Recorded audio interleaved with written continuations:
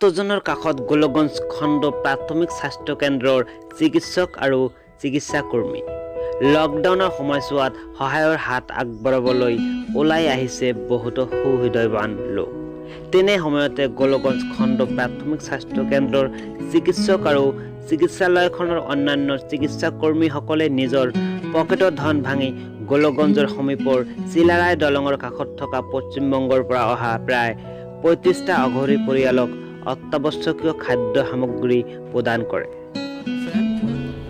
লগতে আমাৰ লকগঞ্জ ব্লক পিএচিৰ RBSK টিম আৰু আমাৰ লকগঞ্জ ব্লক পিএচিৰ medical and health officer doctor Abdul Sattar Ahmed আমি লকগঞ্জ ব্লক পিএচিৰ RBSK টিমৰ তৰফৰ পৰা আমি এই চিলাৰাই ব্ৰিজৰ তলত যিটো আমাৰ এটা কোৱাৰেণ্টাইন কেম্প পতা হৈছে এই কেম্পত আমি ভিজিট কৰিব আহিছোঁ।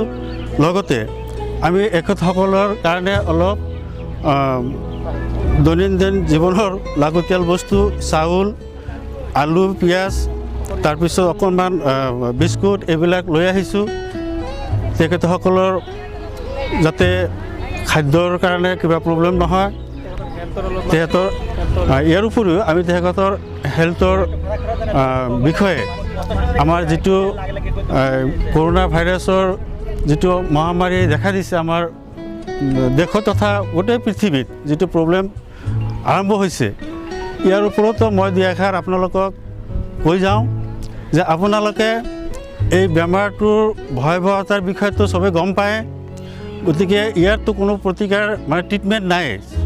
গতিকে ইয়াৰ এটাই প্ৰতিকাৰ আছে যিটো হৈছে বিশেষকৈ ছ'চিয়েল ডিষ্টেঞ্চ মেইনটেইন কৰি চলা লগতে পৰিষ্কাৰ পৰিচ্ছন্ন হৈ থকাটো। আপোনালোকে দিনত মিনিমাম 20 বাৰমান মুখ হাত ভালকৈ পৰিষ্কাৰ কৰি ধুব, চাবোনেৰে ধুব। তাৰপিছত খাদ্য খানা যিবিলাক খাব এইবিলাক পৰিষ্কাৰ কৰি খাব, সিজাই খাব।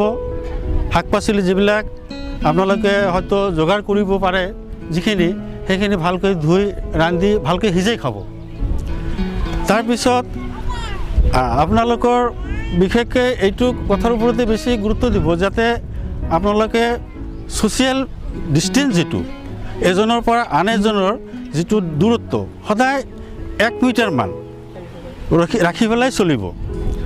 লগতে যদি কাৰোবাৰ চৰ্দি কাহ হয় চাব সেইজন সৰু বাচ্চাই হওক বা ডাঙৰেই হওক আপোনালোকে ৰুমালেই হওক বা মাস্কটো চবৰে কাৰণে এইটো সম্ভৱ নহয় ব্যৱস্থা কৰাটো। গতিকে ৰুমালেই হওক গামোচাই হওক এনেধৰণৰ বস্তু লৈ পেলাই আপোনালোকে মুখটো ঢাকি ৰাখিব যাতে হাঁচি বা কাহৰ লগত এজনৰ পৰা আন এজনৰ ইনফেকশ্যন যাতে বিয়পি নাযায় এইবিলাকৰ ওপৰত অলপ ধ্যান ৰাখিব। আৰু আপোনালোকৰ মানে চিকিৎসাৰ কাৰণে যদি কিবা অসুবিধা হয় তেতিয়াহ'লে আপোনালোকে আমাক ফোন নম্বৰ দিয়া আছে। গতিকে ফোন কৰিব, আমি সদায় আপোনালোকৰ ওচৰত থিয় হ'ম বুলি আশা ৰাখিছোঁ। গতিকে আপোনালোকে এই বিষয়ে আৰু বেছি চিন্তা কৰিব নালাগে যে আমাৰ কিবা হ'লে আমি অকলশৰীয়া হৈ আছোঁ, আমাক কোনোৱে চাব নে নাচাব, কেতিয়াও নাভাবিব। আমি মেডিকেল টিম আমাৰ লকগঞ্জৰ ৰাইজেও আপোনালোকক হয়তো সহায়ৰ হাত আগবঢ়াব নিশ্চয়।